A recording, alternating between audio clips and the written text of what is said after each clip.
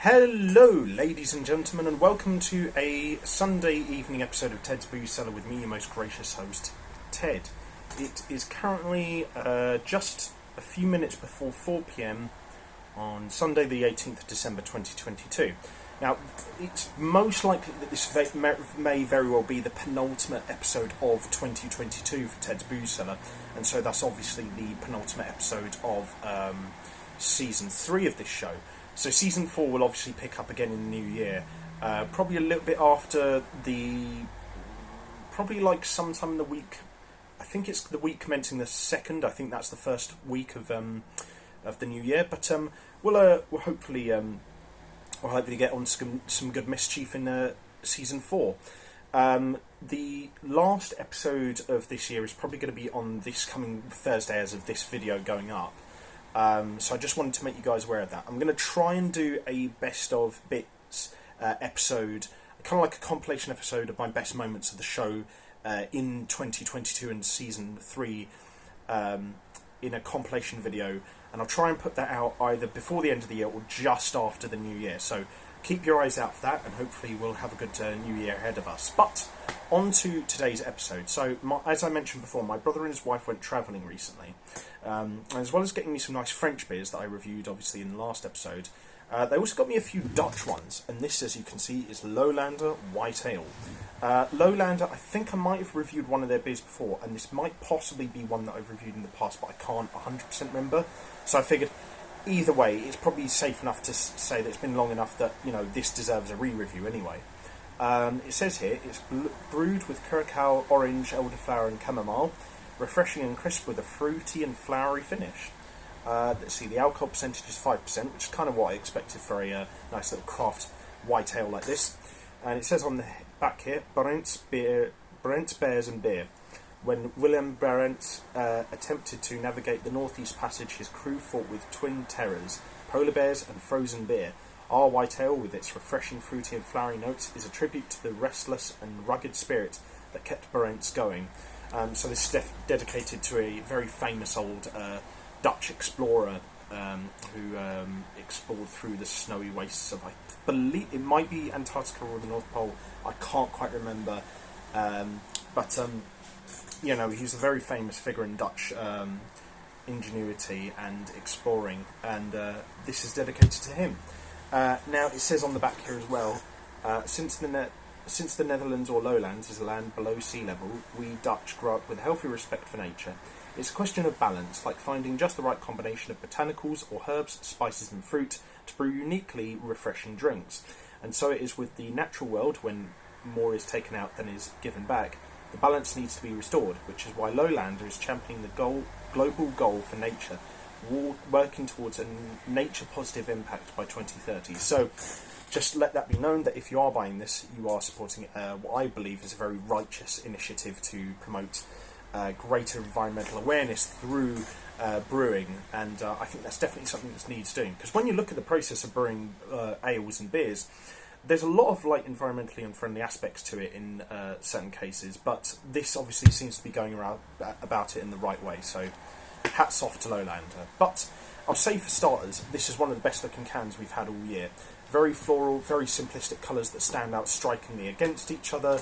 You know, you kind of get a good impression of what you're getting into here, so I'll give this a solid 9 out of 10 for the design of the can. Very handsome stuff. So we'll have a... Actually, I should get a glass to pour this into. I keep forgetting to do that. You know, you'd think, considering I've been doing this show for, what is it, like 4 or 5 years now, that I should have figured out to prepare before I record these videos, but then again, I would probably be losing some of the charm, wouldn't I? But, yeah, let's have a quick sniff and see what our first impressions are like of the business itself. Let's see.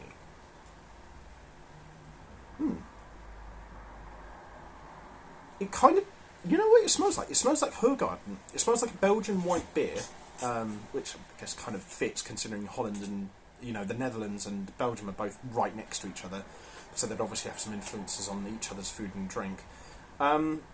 But no, it really smells like a Hoegaarden, but just without that slight hazy, sweet wheatiness at the end. That's honestly really what it smells like. Yeah. Yeah, it smells like a slightly less sweet, more floral version of a Hoegaarden. Good. which is good because the Hoegaarden has a lovely nose itself. So I'll give the nose there another 9 out of 10. It smells lovely. Anyway, let's pour it out into the old Guinness half-pint glass and see what it looks like. Yeah, that does look like a white ale. So, as you can see there, kind of looks like a slightly more beige yellowish version of a Hoegaarden again. Yeah, no, that's kind of about what I expected for a white ale. So it looks like we're in for a good time here. But, as always, we won't know what the sucker tastes like until we actually taste it. So, first of all, bottoms up for the palate cleanser, that is.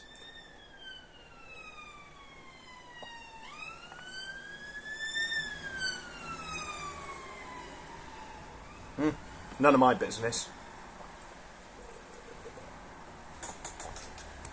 And then on to the most important part of the video, which is to see what this sucker actually tastes like. So, try everyone at home, bottoms up, and have a great Christmas, Hanukkah, Eid, and New Year.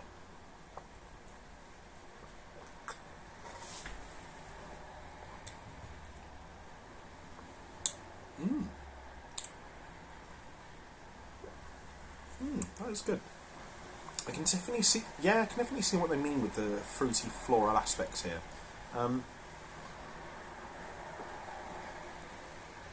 I kind of prefer it if they focused a little bit more on the, pardon me, on the slightly more floral aspect of this, because I feel like with the main through line kind of being this simply sort of like minutely sweet white ale, I feel like kind of botanical sort of flavours would go a little bit better with that. So I feel like if they focus on that a little bit more, the flavour would be damn near perfect. But that being said, this is still a really nice drinking experience overall. And it's not like the fruity aspects of the flavour here ruin it at all. Not at all. It's just like, I feel like the flavour could be a little bit more focused, but generally what is here is good.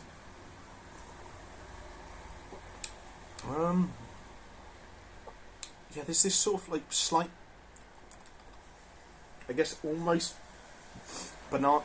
It's kind of like a similar. You know what it is? It feels like it's got the texture of a craft white ale, like quite smooth, a little bit of crisp fizziness. Then feels like it's got like the same kind of like main through line of like something like a Hoegaarden, but just without the same level of hazy sweetness. And then it's kind of got this sort of like botanical sort of undertone throughout, and especially that fizzles into life at the finish, that really ties everything together really nicely. And it's got this little bit of fruitiness in it, but you know what it feels like? It feels more like the fruity kind of finish that you see in the aftertaste of that banana bread beer by Eagle Brewery. That's what it really reminds me of, the aftertaste. I feel like if the aftertaste was a little bit more floral instead of fruity, then this thing would be damn near perfect. But I think as it is, it's generally a pretty solid drinking experience. There's nothing to really criticise about the texture at all, because it suits the flavour that is here. And the flavours that are here are nice, but yeah, I think I've said realistically all that I can negatively say about it. And what negative things there are about it don't really detract enough from the quality of this beer overall for me to say that it's a failure in any way. In all honesty, it's still an absolutely excellent drink. So, yeah, well done to Løwlander. I think this is as solid beer as any, and yeah, definitely worth trying.